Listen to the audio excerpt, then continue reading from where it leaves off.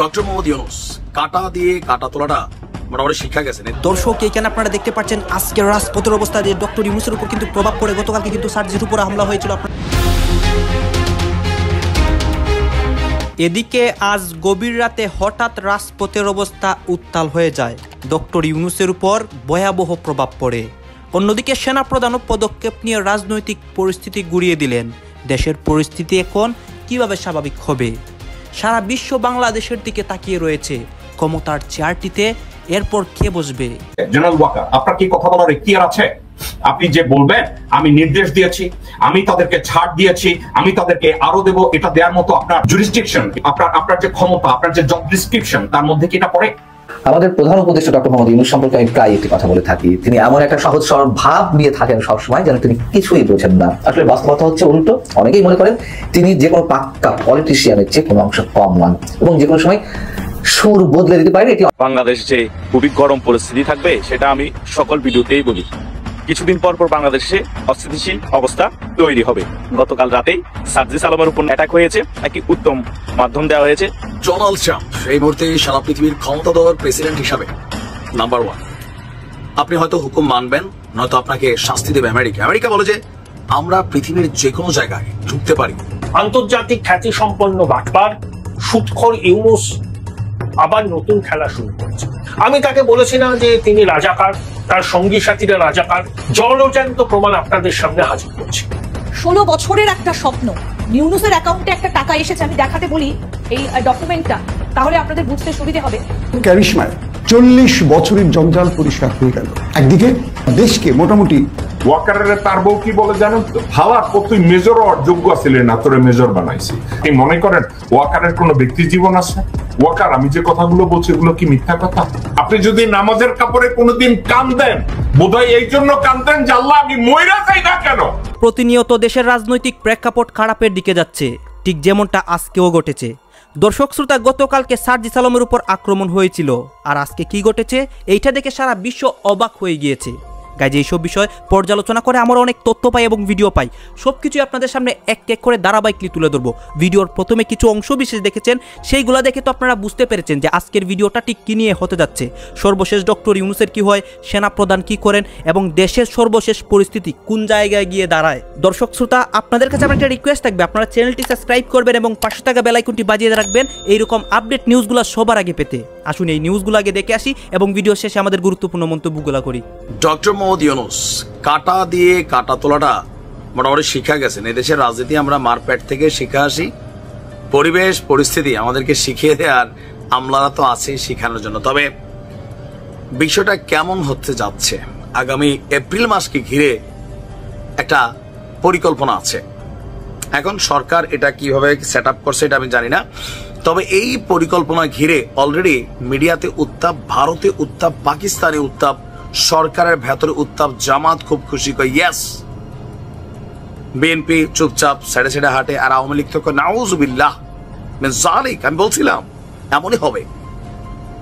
তাহলে বুঝতেই পারছেন যে আজটা কোথায়, ত্রিদেশীয় একটা খেলা, এর মধ্যে পাকিস্তান। দর্শক, আগামী এপ্রিলে ঢাকাতে সফরে আসবেন পাকিস্তানের উপপ্রধানমন্ত্রী এবং পররাষ্ট্রমন্ত্রী ইশহাক দার। এখন এই প্রথমবারের মতন সম্ভবত যে পাকিস্তানের উপপ্রধানমন্ত্রী তিনি বাংলাদেশে আসছেন, তার এই সফর ঘিরে রয়েছে নানান আলোচনা। অলরেডি সফরকালে উপপ্রধানমন্ত্রী ইশহাক দার বাংলাদেশের সাথে বাণিজ্য, সংস্কৃতি, তারপর পর্যটন সহ বেশ কিছু খাতে সহযোগিতা জোরদারের বিষয়ে আপনার আলোচনা করবেন। এছাড়া সরকারের বিভিন্ন গুরুত্বপূর্ণ সেক্টরে প্রধান উপদেষ্টার সাথেও সাক্ষাতের এখানে একটা বিষয় আছে। আপনার পররাষ্ট্র মন্ত্রণালয়ে বাংলাদেশের পররাষ্ট্র সচিব মোহাম্মদ জসিমউদ্দিনের সঙ্গে সাক্ষাৎ করেছেন অলরেডি পাকিস্তানের পররাষ্ট্র মন্ত্রণালয়ের অতিরিক্ত সচিব ইমরান। এ সময় পাকিস্তানের আপনার এই উপপ্রধানমন্ত্রীর সফরের প্রস্তুতির অংশ হিসাবে উভয় পক্ষ দ্বিপক্ষীয় সম্পর্কের বিভিন্ন দিক নিয়ে তারা আলোচনা করে। তো বলা হচ্ছে যে এর আগে সর্বশেষ 2012 সালে পাকিস্তানের তৎকালীন পররাষ্ট্রমন্ত্রী হিনা রাব্বানি খার বাংলাদেশ সফর ছিল। খুবই স্বল্প একটা সময়ের জন্য সম্ভবত তিনি এয়ারপোর্টে ট্রানজিট করেছিলেন এবং তৎকালীন সময় যিনি পররাষ্ট্র মন্ত্রী ছিলেন তিনি আবার তাকে ওইখানে রিসিভও করেছেন যে কূটনৈতিক কারণে। কিন্তু এখনকার প্রেক্ষাপটটা ভিন্ন। অলরেডি আমরা দেখছি পাকিস্তানের সাথে এই উষ্ণ সম্পর্ক নিয়ে ভারতের খুবই মাথা ব্যথা। ভারতের সেনাপ্রধান, ভারতের সরকার নানান ধরনের বক্তব্য দিচ্ছে যে পাকিস্তান থেকে গোপনে এই দেশে আইএসএর মানে পাকিস্তানের যে গোয়েন্দা ইন্টেলিজেন্স তারা বাংলাদেশে আসছে, সরকারের বিভিন্ন ডিপার্টমেন্টের সাথে তারা বৈঠক করছে। ইভেন ভারতের যে চিকেন নেক সেখানে গেছে, ছবি টবি তুলছে, ভিডিও ধারণ করছে।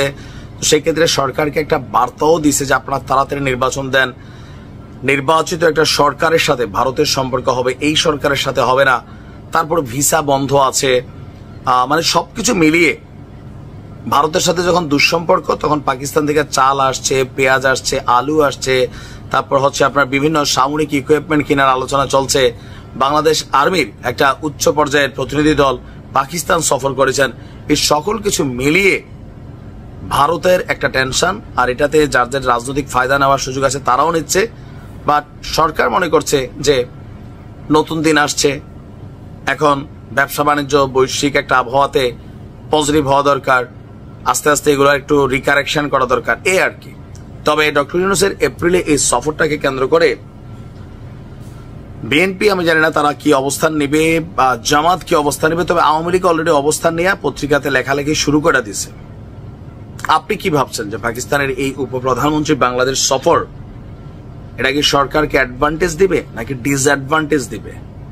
বাংলাদেশকে অ্যাডভান্টেজ দিবে নাকি ডিসঅ্যাডভান্টেজ দিবে? আমাদের প্রধান উপদেষ্টা ডক্টর মোহাম্মদ ইউনূস সম্পর্কে আমি প্রায় একটি কথা বলে থাকি, তিনি এমন একটা সহজ সরল ভাব নিয়ে থাকেন সবসময় যেন তিনি কিছুই বোঝেন না। আসলে বাস্তবতা হচ্ছে উল্টো। অনেকেই মনে করেন তিনি যে কোনো পাক্কা পলিটিশিয়ানের চেয়ে কোনো অংশ কম নন এবং যে কোনো সময় সুর বদলে দিতে পারেন, এটি অনেকেই মন্তব্য করে থাকেন। এবং তারই একটা নতুন নমুনা, একেবারে সাম্প্রতিক একটা উদাহরণ, বিবিসি বাংলা সার্ভিসে তিনি 3 দিন আগে যে ইন্টারভিউটি দিয়েছেন সেখানে যেসব কথাবার্তা বলেছেন, একই ইস্যুতে আবার ভিন্ন কথা বলেছেন বিবিসিরই ইংলিশ সার্ভিসে দেওয়া একটি সাক্ষাৎকারে। বিবিসির 3 দিন আগের যে ইন্টারভিউটি বাংলার, সেখানে আওয়ামী লীগ নিষিদ্ধ করা না করার বিষয়ে তিনি বলেছেন যে আমরা ঐকমত্যে বিশ্বাস করি, রাজনৈতিক দলগুলো ঐকমত্যে পৌঁছালে যদি আওয়ামী লীগ নিষিদ্ধ করতে চায় করবে, নাহলে করবে না। এবং আওয়ামী লীগ যে বাংলাদেশে অস্থিতিশীলতা সৃষ্টির জন্য দিনের পর দিন চেষ্টা করে যাচ্ছে আনরেস্ট তৈরি করার জন্য, সেটিও তিনি বলেছেন যে এটি বাংলাদেশের জন্য বড় হুমকি, এই যে দলটি পালিয়ে বেড়াচ্ছে। 3 দিন পর এসে বিবিসির ইংলিশ সার্ভিসে যে ইন্টারভিউটি প্রকাশিত হলো বুধবার, সেখানে তিনি বলছেন আওয়ামী লীগ নির্বাচনে অংশ নেবে কিনা সেটি তাদের সিদ্ধান্ত। আওয়ামী লীগ কি বলেছে আওয়ামী লীগ নির্বাচনে অংশ নেবে না? এবং একই সঙ্গে তিনি বলছেন যে নির্বাচনে কারা অংশগ্রহণ করবে তা নির্বাচন কমিশনের সিদ্ধান্ত নেবে। এর আগে ইন্টারভিউতে বলেছেন বা সবসময় বলেছেন রাজনৈতিক দলগুলো যে সিদ্ধান্ত নেবে, আর এখন বলছেন নির্বাচন কমিশন যে সিদ্ধান্ত নেবে। মানে 2 ধরনের বৈপরীত্য কথার কতটা ভয়ঙ্কর একটি নমুনা।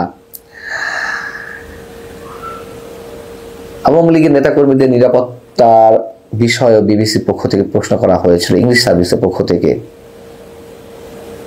সাবেক রাষ্ট্রপতি বিবিসি ভাষাতে শেখ মুজিবুর রহমানের 32 নম্বরের বাড়ি থেকে শুরু করে সারা দেশে যে আওয়ামী লীগ নেতাকর্মীদের বাড়িঘর গুড়িয়ে দেওয়া হলো, জ্বালিয়ে দেওয়া হলো বুলডোজার দিয়ে, সেখানে তিনি বলছেন কি অদ্ভুত কথা, দেশে আইন আছে, থানা আছে, আওয়ামী লীগ নেতাকর্মীরা থানায় যাক, অভিযোগ করুক, অভিযোগগুলো নথিভুক্ত হোক।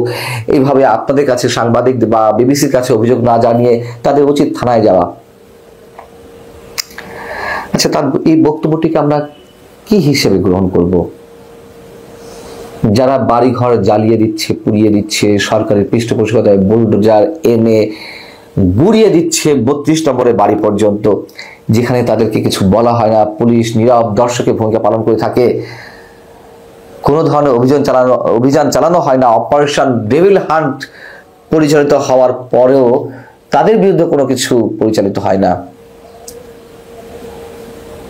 এবং আওয়ামী লীগ নেতাকর্মীরা যেখানে কোনো ধরনের কর্মসূচিতেও নামতে পারে না, যেন অটোমেটিক্যালি নিষিদ্ধ হয়ে গেছে, অথবা শহীদ মিনারে ফুল দিতে পর্যন্ত যেতে পারে না, গেলেই আটক, সেখানে আওয়ামী লীগের নেতাকর্মীরা যাবে থানাতে অভিযোগ জানাতে এত সুন্দর করে তিনি কথাগুলো বলে ফেলছেন। আমরা আওয়ামী লীগের 16 বছর সময় তো দেখেছি ঠিক শেখ হাসিনার এই ধরনের বিভিন্ন মন্তব্যের কারণে মানুষ কতটা তার বিরুদ্ধে চলে গিয়েছিল। শেখ হাসিনা তো একটা রাজনৈতিক দলের প্রধান ছিলেন, কিন্তু ডক্টর মোহাম্মদ ইউনূস তার সমর্থনটি আসলে কোথায়, এবং যেখান থেকে নানান ধরনের নির্দেশ পরামর্শ ইত্যাদি ইত্যাদি আসছে বলে অনেকে ধারণা করছেন, তারা কতক্ষণ বা তাদের উপরে কতক্ষণ ভর করে এই ধরনের মন্তব্য ডক্টর মোহাম্মদ ইউনূস করে যেতে পারবেন অবলীলায়। আইন শৃঙ্খলা পুনরুদ্ধার নিয়েও প্রশ্ন করা হয়েছিল বিবিসি বাংলার মতন বিবিসি ইংলিশেতেও। তো বিবিসি বাংলাতে তিনি বলেছিলেন আইন শৃঙ্খলার অবনতি মোটেও হয়নি বা অপরাধের মাত্রা মোটেও বাড়েনি। এখন এসে বিবিসি ইংলিশে তিনি বলছেন ইন্টারভিউতে, এটি আমরা উত্তরাধিকার সূত্রে পেয়েছি। মানে কত সুন্দর করে এখন কথাগুলো আপডেট করা হচ্ছে। তো উত্তরাধিকার সূত্রে পেয়েছেন, বেশ ভালো কথা, কিন্তু সেগুলো দমন করতে হবে। যদি দমন করতে না পারেন তাহলে আওয়ামী লীগ মানে আপনাদেরকে রাখা হয়েছে কেন, কি কারণে? আর এখন যা চলছে তা স্বাভাবিক। তিনি বলছেন যে 2024-এর এই সময় এরকমই অপরাধ মাত্রা ছিল। আপনাকে হলফ করে বলতে পারবেন এইভাবে 2024-এর বছরের কোনো এক সময় কখনো, আমি শুরু শেষ যখনই বলি, এইভাবে বাসে বাসে ধর্ষণ হয়েছে কিনা, বাসে বাসে ডাকাতি হয়েছে কিনা, মানুষ নিরাপদে মোবাইলটাও দিনের বেলায় পকেট থেকে বের করে কথা বলতে পারছে, মানে কথা বলতে গেলেও নানান ধরনের সংখ্যার মধ্যে থাকতে হচ্ছে, এরকম সিচুয়েশন হয়েছে? তিনি বলে যাচ্ছেন আমুলিল্লাহ। এবং নির্বাচন নিয়ে আবারও প্রশ্ন ছিল বিবিসি ইংলিশ সার্ভিসে, নির্বাচন কবে নাগাদ হতে পারে। তিনি সেখানে আবার বলেছেন 2025 বা 2026-এ মার্চে। আচ্ছা, নির্বাচন নিয়েও তিনি অনেকবার একাধিকবার কথা বলেছেন। একটা গরুর বাচ্চা ওখানে বসে বসে সেফ মোডে আপনি কথা বলেন, প্রেস ক্লাবের সামনে এসে বলুন আমার কোনো উচ্চাকাঙ্ক্ষা নাই, প্রেস ক্লাবের সামনে এসে বলুন ডিজিএফআই, এনএসআই, সিআইডি, ডিবিতে যত অপরাধী ছিল তাদেরকে গ্রেফতার করা হয়েছে, অন্যদের দোষারোপ করবেন না। এই সংগঠনগুলো বাংলাদেশের জন্য আশীর্বাদ, অন্য কাউকে দোষারোপ করবেন না। এটা যদি আপনি করেন দেন দেশের জনগণ আপনাকে বিশ্বাস করবে। দর্শকবৃন্দ, তো আমি যে কথা বলছি, ওয়াকার বলছে যে অপরাধীদের সাথে আপনাদের কাজ করতে হবে, অপরাধীদের সাথে যদি আপনি কাজ না করেন তাহলে আপনাকে আঙ্গুল দেখাচ্ছে। সে আঙ্গুল দেখাচ্ছে, আপনাদেরকে ওয়ার্নিং দিচ্ছে। হাসিনার কথা মনে আছে? হাসিনা কি বলছিল? বাংলাদেশে এমন কোন শক্তি নাই যারা আমাকে মোকাবেলা করে, আওয়ামী লীগকে ক্ষমতা থেকে সরায়। খেয়াল আছে? জেনারেল ওয়াকার এখন সেই আঙ্গুল দেখাচ্ছে। তাহলে কি হাসিনার ছায়া ওয়াকারের উপরে? কারণ ওয়াকারের ঘরে আছে হাসিনার রক্ত, ওয়াকারের ঘরে আছে এক বেটি যে নারায়ণচন্দ্র পালের বংশধর। সে ওখানে বসে ওয়াকারকে বলছে এটা করতে হবে, এটা করতে হবে। তার সাথে হাসিনার প্রত্যেকদিন কথাবার্তা হয়। আজকের ওয়াকার আঙ্গুল দেখাচ্ছে আর বলছে বিশ্বাস করুন। অর্থাৎ একটা মিথ্যাবাদীকে লোকজন কেন বিশ্বাস করবে? কেন একটা মিথ্যাবাদীকে বাংলাদেশিরা বিশ্বাস করবে? আমাকে আপনি বলেন। যেই লোক মিথ্যার উপরে দাঁড়িয়ে আছে, যেই লোক নিজে একজন অপরাধী, যেই লোক নিজে একটা গাদ্দার, যেই লোক ভারতের কাছ থেকে সুবিধাবাদী একজন দল, সে আপনাদেরকে আঙ্গুল উঁচে ওয়ার্নিং দিতেছে। আমাদের রাসূলের কথাটাকে এই হারামজাদা তার ক্ষমতায় টিকে থাকার জন্য আপনাদেরকে বলছে। বলবেন না আপনাদেরকে হুঁশিয়ার করা হয়নি? জেনারেল ওয়াকার, এই কথাটা আমাদের মহানবীর উক্তি, আমাদের এই কথাটা পবিত্র একটি কথা। এই কথাটার অপব্যবহারের জন্য আপনাকে তো জুতা পেটা করে ওখান থেকে বের করে দেওয়া উচিত। কিসের ওয়ার্নিং দিচ্ছেন আপনি? কাকে ওয়াকার আপনি ওয়ার্নিং দিচ্ছেন? আপনি বলছেন কাজ করতে, আপনি বলছেন হানাহানি মারামারি বন্ধ করতে। হানাহানি মারামারি যারা করে তারা আপনার ছত্রছায়ায়। আপনি কাদেরকে হানাহানি বন্ধ করতে বলছেন? আপনি শেখ পরিবারের কাউকে আপনি গ্রেফতার করানো, আপনি এগুলো কমপ্লিট করেন। 626 জন অপরাধীকে আপনি ছেড়ে দিয়েছেন। জেলের যতগুলো আওয়ামী লীগের লোকজনদেরকে ধরা হয় তাদেরকে বিহাইন্ড দ্য সিন আপনি ছেড়ে দিচ্ছেন। ছাড়ছেন না পয়সা নিয়ে বা পয়সা ছাড়া হাসিনাকে ব্যাক করানোর জন্য। আপনি তো এখন আপনার আসল চেহারায় ব্যাক করছেন। এতদিন মিন মিন মিন মিন করেছেন, এখন ব্যাটা হয়ে গেছেন। রাওয়ায় গিয়ে ওই আব্দুল হকের পাশে দাঁড়িয়ে, ওই ভাওডার পাশে দাঁড়িয়ে এ ধরনের কথা বলবেন না জেনারেল ওয়াকার। আপনি কাকে আঙ্গুল দেখাচ্ছেন? দেশ আবার উঠে যাবে, ওই আঙ্গুল আপনার পাছায় ঢুকিয়ে দিবে জনগণ। সাবধান হন, আপনি সত্য কথা বলতে শিখুন। দর্শকবৃন্দ, অন্য আর কথা নিয়ে কি বলছে আপনাদের দিকে তাকায়। এবার সে ইলেকশন নিয়ে কথা বলেছে। আসুন ইলেকশন নিয়ে সে কি বলেছে একটু কথাটা শুনি। তদন্ত কমিশন হচ্ছে আবার আরেকটা, আমাদের সর্বদা আমরা চেষ্টা করব তদন্ত কমিশনকে সহায়তা করতে। এ ধরনের সাহায্য সহযোগিতা প্রয়োজন হয় আমরা করব। আমরা দেশে একটা ফ্রি ফেয়ার অ্যান্ড ইনক্লুসিভ একটা ইলেকশনের জন্য দিকে ধাবিত হচ্ছে, এবং তার আগে যে সমস্ত সংস্কার করা প্রয়োজন অবশ্যই সরকার সেদিকে খেয়াল করবেন। আমি যতবারই ডক্টর ইউনূসের সাথে কথা বলেছি, he completely agrees with me that there should be free, fair and inclusive election, and that election should be within December or close to that, যেটা আমি এর প্রথমেই বলেছিলাম যে 18 মাসের মধ্যে একটা ইলেকশন। আমার মনে হয় যে সরকার সেদিকেই ধাবিত হচ্ছে। ডক্টর ইউনূস যথাসাধ্য চেষ্টা করে যাচ্ছেন এই দেশটাকে ইউনাইটেড রাখতে, কাজ করে যাচ্ছেন উনি। ওনাকে আমাদের সাহায্য করতে হবে, উনি যেন সফল হতে পারেন সেদিকে আমরা সবাই চেষ্টা করব। আমরা একসাথে ইনশাল্লাহ কাজ করে যাব। প্রথমত, এই ওয়াকারকে মুখের ফেনা বের করতে দেখেছি, মুখের ফেনা বেরিয়ে যেত। মহামান্য প্রধানমন্ত্রী, মাননীয় প্রধানমন্ত্রী স্যার, মাননীয় প্রধানমন্ত্রী স্যার, একের পর এক আমি ওয়াকারের মুখ থেকে শুনেছি মাননীয় প্রধানমন্ত্রী, দেশরত্ন, এই ওয়াকারের মুখ থেকে শুনেছি। রাওয়া ক্লাবের সামনে দাঁড়িয়ে বক্তব্য দেওয়ার সময় সে কি ভুলে গেছে যে বাংলাদেশে নিযুক্ত ভারতীয় চুতমারানি যে চেয়ারটায় বসে চেয়ারটাকে অপবিত্র করেছে, ওটাকে সোনা রূপার পানি দিয়ে ধৌত করে ওখানে একজন যোগ্য মানুষকে বসানো হয়েছে? এটা কি সে ভুলে গেছে? ওটাকে কি সে 1 সেকেন্ডের জন্য ভুলে গেছে? Who is doctor Mohammad Yunus? Honourable chief adviser of Bangladesh, doctor Mohammad Yunus. সে কি একটা বার বলছে যে ডক্টর মোহাম্মদ ইউনূসকে আমাদের সমর্থন করা উচিত, আমাদেরকে তাকে সাহায্য করা উচিত? ডক্টর ইউনূসকে স্রেফ ডক্টর ইউনূস বলে, কারণ কি ডক্টর ইউনূসের পিছনে কোনো রাজনৈতিক দল নাই, রাইট? হালুয়া রুটি খাওয়ার মতো কোনো লোকজনদেরকে ডক্টর মোহাম্মদ ইউনূস রিপ্রেজেন্ট করে না, রাইট? এই জন্য ডক্টর মোহাম্মদ ইউনূস বলার সাহস। প্রজাতন্ত্রের একটা কর্মচারী নাকি? এর আর অন্য কোনো ব্যাখ্যা আছে কি? দর্শকবৃন্দ, বিষয়টা দেখবেন। এবার আসে অন্য বিষয়। সে তদন্ত বিষয়ের সাথে ইলেকশনকে মিলিয়ে ফেলেছে। সাবজেক্টটা তদন্ত কমিশন না। সে এখানে আপনি যদি বলেন যে বাংলাদেশের ফ্রি অ্যান্ড ফেয়ার নির্বাচনের নীতিমালা প্রণয়নের জন্য একটা কমিশন গঠন করা হয়েছে, এটা তদন্ত কমিশন, একটা কমিশন গঠন করা হয়েছে যে কমিশন রিকমেন্ড করবে। যাই হোক, আমি বলবো এটা স্লিপ অফ টাং। সে বলেছে তদন্ত কমিশন। বাংলাদেশে উনি যতবারই ডক্টর মোহাম্মদ ইউনূসের সাথে কথা বলেছে, উনি তার সাথে 100% অ্যাগ্রি করেছে। অফকোর্স অ্যাগ্রি করেছে। Free fair inclusive and participatory ইলেকশনের ক্ষেত্রে ডক্টর মোহাম্মদ ইউনূস এর কখনোই বিরোধিতা করে নাই। কিন্তু সমস্যা একটা জায়গায়, ওয়াকার মিয়া, বাকের মিয়া, সমস্যা একটা জায়গায়। আপনি বাংলাদেশের প্রত্যেকটা কমিশনকে আপনি ম্যানিপুলেট করছেন, প্রত্যেকটা কমিশনকে বিহাইন্ড দ্য সিন আপনি ওয়ার্নিং দিচ্ছেন। সময়টা অনেক খারাপ যাচ্ছে শেখ হাসিনার।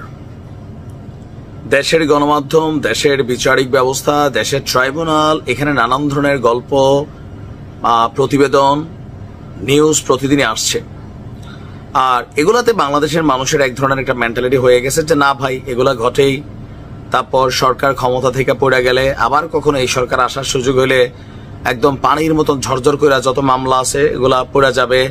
আসলে যারা রাঘব বোয়াল বা এত বড় পোস্ট পদবিতে থাকেন তাদের কিছু করার মতন ক্ষমতা সরকারের থাকে না। তবে সরকারের ক্ষমতা থাকুক না থাকুক, ইন্টারন্যাশনালি শেখ হাসিনার কিন্তু একটা বাটে পড়ে গেছেন। আর এই খেলাটা এমন একটা সময় ঘটছে যে আপনার কি বলা হয়েছে, জাতিসংঘ একটা তদন্ত প্রতিবেদন দিয়েছিল, খেয়াল আছে? ওই প্রতিবেদনটা পূর্ণাঙ্গভাবে আমরা ওইভাবে দেখে নাই, বাট এখন এই প্রতিবেদনটা জাতিসংঘের যিনি মানবাধিকার কি বলা হয় যে কমিশনার আছেন, মানবাধিকার বিষয়ক হাই কমিশনার যিনি আছেন ভলকার তুর্ক, তার একটা বক্তব্য থেকে গতকালকে আপনার একটু শোরগোল পাকাইছে। তবে তারা যে দাবিটা করছে জাতিসংঘ যে তারা মৃত্যুদণ্ড চায় না, তবে বিচার চায়। মানে তাদের বক্তব্য মৃত্যুদণ্ড অ্যাপ্লাই করা যাবে না, বিচার হওয়া উচিত। কাদের? জুলাই গণঅভ্যুত্থানের সময় আন্দোলনকারী এবং সমর্থকদের উপর মানবতা বিরোধী অপরাধ ঘটেছে। আর এটা কে করেছে? আওয়ামী লীগ সরকার। গুরুতর মানবাধিকার লঙ্ঘন করেছেন তৎকালীন সরকারের কর্মকর্তা, আইন শৃঙ্খলা রক্ষাকারী বাহিনী, গোয়েন্দা এবং ক্ষমতাসীন দলের সদস্যরা। তাদের সুনির্দিষ্ট উদ্দেশ্য ছিল আন্দোলনকে দমন করা এবং আওয়ামী লীগ সরকারকে ক্ষমতায় টিকিয়ে রাখা। আর এগুলোর মধ্যে যারা জড়িত তাদের প্রত্যেকের সুবিচার নিশ্চিত করা প্রয়োজন বলেছেন জাতিসংঘের মানবাধিকার বিষয়ক হাই কমিশনার ভলকার তুর্ক। গতকালকে আপনার জেনেভায় জাতিসংঘের মানবাধিকার বিষয়ক কার্যালয়ে যে কাউন্সিল ছিল, সেই কাউন্সিলের 55তম অধিবেশনে তিনি বলেছেন, বাংলাদেশে 2024 সালের 1 জুলাই থেকে 15 আগস্ট পর্যন্ত মানবাধিকার লঙ্ঘন নিয়ে জাতিসংঘের তথ্যানুসন্ধান দলের যে প্রতিবেদন, সেইটার বিষয়বস্তু উপস্থাপন করেছেন ভলকার তুর্ক। তিনি বলছেন, বাংলাদেশে পদ্ধতিগতভাবে গুরুতর মানবাধিকার লঙ্ঘন করা হয়েছে। শতাধিক বিচার বহির্ভূত হত্যা, নির্বিচারে গ্রেপ্তার, নারী শিশুদের নির্যাতন, বিরোধীদের নির্যাতন, সহিংসতা চালানো হয়েছে। মানবাধিকার লঙ্ঘনের উদ্দেশ্য ছিল আন্দোলন দমন করা এবং সরকারকে ক্ষমতায় টিকিয়ে রাখার। সবকিছু হয়েছে আওয়ামী লীগের নেতৃত্ব এবং জ্যেষ্ঠ নিরাপত্তা কর্মকর্তাদের নির্দেশনায়। আন্দোলনকারী এবং তাদের সহযোগীদের দমনে মানবতা বিরোধী অপরাধও সংগঠিত করা হয়েছে। সরকার আন্দোলনকারীদের চিকিৎসা সেবা পেতে দেয়নি। এদিকে আন্দোলন শেষ হওয়ার পর ক্ষমতাচ্যুতদের বিরুদ্ধে গুরুতর প্রতিশোধ নিতেও দেখা গেছে। মানে তারা ডাবল একটা স্ট্যান্ডার্ড মারছে। আওয়ামী লীগ মানবাধিকার লঙ্ঘন করছে, তো এখনকার সরকার কি বৈশা বৈশা দুধ দিয়া সর দিয়া ভাত খাওয়াচ্ছে? না, এই সরকার ক্ষমতায় আসার পরেও আপনার যারা ক্ষমতাচ্যুত হয়েছে 5 আগস্টের পর আগের সরকারের সমর্থক, পুলিশ এবং সংখ্যালঘুদের উপর গুরুতর প্রতিশোধ দিতে দেখা গেছে। জাতিসংঘের এই রিপোর্টটা ডক্টর ইউনূসকে এইখানে কিন্তু একটা লারা দিয়া গেছে। এই যে সংখ্যালঘুদের উপর গুরুতর প্রতিশোধ কিসের? পলিটিক্যালি সেটা তো বলা নাই, যে সংখ্যালঘু, যেটা পাকিস্তান, ভারত বলছে, আমেরিকা বলছে, বিভিন্ন মানবাধিকার সংগঠনগুলো বলছে। পরবর্তী পদক্ষেপ হিসাবে জবাবদিহিতা নিশ্চিতের বিষয়টি তুলে ধরেছেন তুর্ক। তিনি বলছেন, জবাবদিহিতা নিশ্চিত প্রচেষ্টা শুরু হয়েছে। আন্তর্জাতিক ট্রাইব্যুনালে অনেক মামলা হয়েছে, তবে এ সকল মামলায় সুবিচার নিশ্চিত করতে হবে। আর জাতিসংঘ চাইছে মৃত্যুদণ্ডের বিধান যেন বাতিল হয়। জাতিসংঘ মানবাধিকার কমিশন এই ব্যাপারে সরকারকে সহায়তা দিতে রাজি আছে। এই রিপোর্টটা ইন্টারন্যাশনাল লেভেলে খুবই একটা ভ্যালুয়েবল রিপোর্ট, যেটা আওয়ামী লীগ সরকারের প্রধান যিনি ছিলেন শেখ হাসিনা সহ একদম ঊর্ধ্বতন বেশ কিছু নেতারা, প্রশাসনের কর্মচারীরা প্রত্যেকের জন্য খুবই নেগেটিভ। যে হ্যাঁ না, সরকার কি বলছে, এটা হয়তো রাজনৈতিক সরকার না, বলতেই পারে এরা মিথ্যা বলবে, কিন্তু যখন জাতিসংঘ থেকে একটা রিপোর্ট হয়, রিপোর্টটা সারা পৃথিবী দেখে, ইন্টারন্যাশনালি এক ধরনের ইমেজ সংকটে মানবতার মা হিসেবে তিনি বেশ কয়েকবার উপাধি পাইছিলেন, রোহিঙ্গা জায়গা দিয়া, সব কিন্তু শেষ হয়ে গেছে। হঠাৎ করে মাঝরাতে ফোন দিলেন আপনার নরেন্দ্র মোদীকে ডোনাল্ড ট্রাম্প সরাসরি আপনার মার্চ মাসের ভিতরে আপনার আসতেছে, ইন্ডিয়া আসতেছে এবং আপনার শেখ হাসিনার সাথে সরাসরি কথা বলতেছে। ইন্ডিয়া থেকে বা ইন্ডিয়ার সরকার একদম 100-এর ভিতরে 200% তারা প্রস্তুতি নিয়ে রাখছিল যে আপনার শেখ হাসিনাকে বাংলাদেশে ফেরাবে।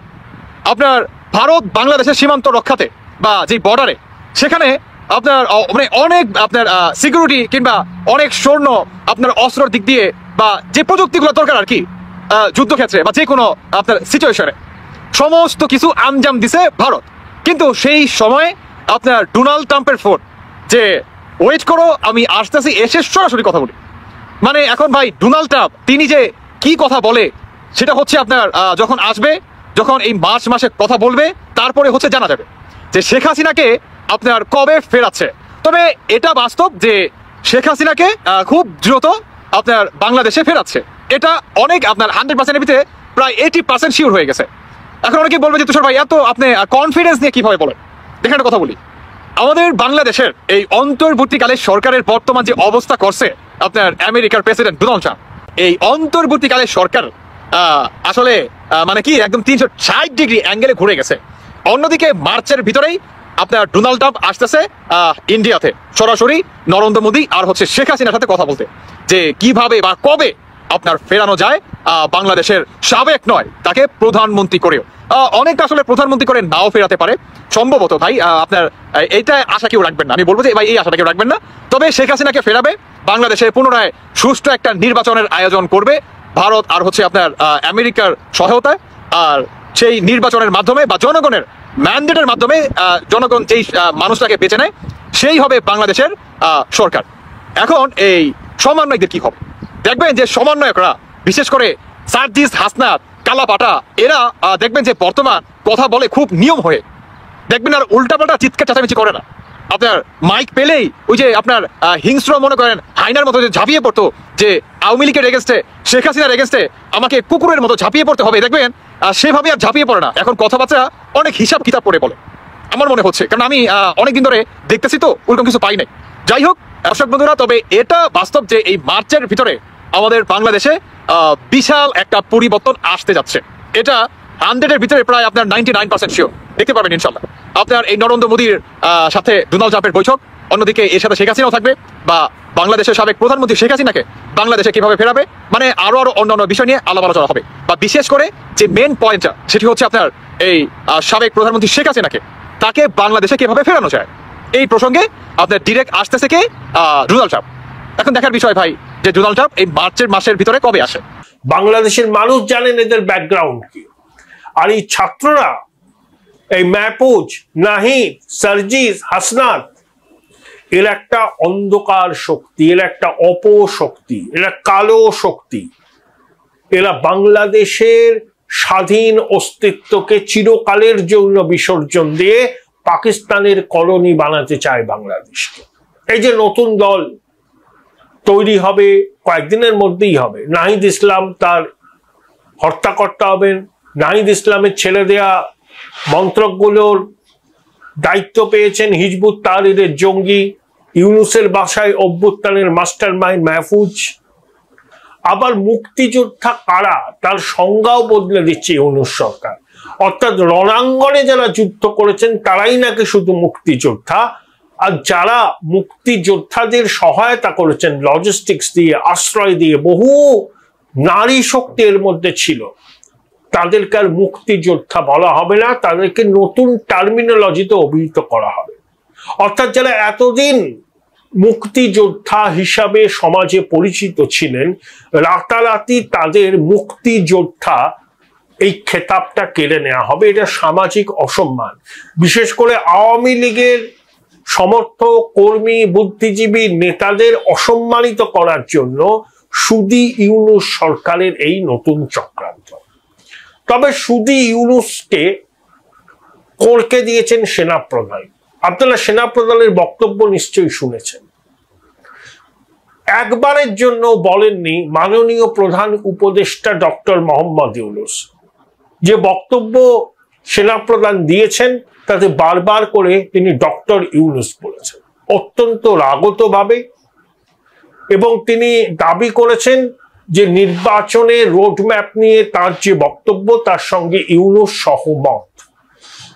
দেখুন, বাংলাদেশ সেনাবাহিনী থেকে বিপুল সংখ্যক সেনা রাষ্ট্রপুঞ্জের শান্তিরক্ষা বাহিনীতে যায়, একটা লুক্রেটিভ অ্যাসাইনমেন্ট, মোটা অঙ্কের ডলার তারা রোজগার করে, এবং রাষ্ট্রপুঞ্জের পিসকিপিং ফোর্সে যোগদান করার সুযোগ পাওয়ার জন্য বাংলাদেশ সেনার মধ্যে রীতিমতো ধরাকড়ি চলে। এখন রাষ্ট্রপুঞ্জে পিস কিপিং ফোর্সে যাদের অংশগ্রহণ সবচেয়ে বেশি, সেই দেশের সেনা যদি দেশের অভ্যন্তরে শান্তি শৃঙ্খলা বজায় রাখতে না পারে, যদি তাদের চোখের সামনে ঐতিহাসিক 32 নম্বর ধানমন্ডি ভেঙে চুরমার করে দেওয়া হয়, সেনাকে ভুয়ো ভুয়ো স্লোগান শুনতে হয়, তাহলে সেনার আত্মমর্যাদায় আঘাত লাগে। সেনাপ্রধান কিন্তু সেনার এই অসন্তোষটাই জানিয়েছেন, এবং তিনি কিন্তু পরিষ্কার ইঙ্গিত দিয়েছেন যে এনাফ ইজ এনাফ। এরকম চলতে থাকলে মার্শাল ল প্রবর্তন করার ব্যাপারেও তিনি পিছপা হবেন না, স্পষ্ট ইঙ্গিত দিয়েছেন। বলেছেন যারা ঝগড়াঝাটি করছে, যারা কাদা ছোড়াছুড়ি করছে, তাদেরকে বলে দিচ্ছি এরকম চলতে থাকলে আমাকে ওই পথ নিতে হবে। ওই পথ মানে কি? Martial law. পরিষ্কার চেতাবনী দিয়েছেন। এবং গাইজ আপনারা তো দেখলেন এখানে কি কথা হচ্ছে, অনেকেই কিন্তু অনেক কথা বলতেছে, অনেকে আলোচনা করতেছে, অনেকে সমালোচনা করতেছে দেশের বিভিন্ন অবস্থা এবং দেশের রাজনৈতিক প্রেক্ষাপটগুলি, মানে সবাই সবার মন্তব্য প্রকাশ করতেছে। দর্শক শ্রোতা, এখানে কিন্তু ডক্টর ইউনূসকে নিয়ে বেশি কথা হচ্ছে, কারণ ডক্টর ইউনূসই কিন্তু আমাদের দেশটাকে বর্তমানে চালাচ্ছেন এবং তাকে নিয়ে অনেকে মানে সমালোচনা করে। গাইজ সেই সমালোচনাগুলো আপনারা কান দিবেন না, সেই কথাগুলো শুনে আপনারা বিভ্রান্তির মুখে পড়বেন না, কারণ ডক্টর ইউনূস কিন্তু আমাদের দেশে এসেছেন ভালো কাজ করার জন্য। এই কাজ মানে তিনি যে আমাদের দেশটাকে সামনে এগিয়ে নিয়ে যাচ্ছেন বা উন্নতি করতেছেন, এটা কিন্তু অনেকে সহ্য হচ্ছে না, তাই বলে অনেকে এইসব কাজ করে। দর্শক শ্রোতা, এইসব বিষয়ে আপনাদের মন্তব্য কি?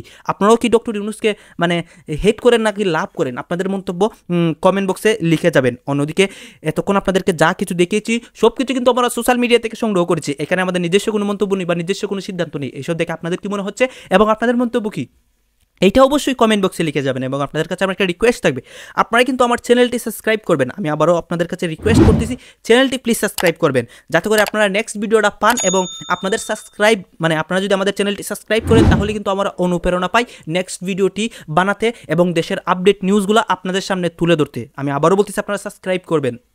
ধন্যবাদ।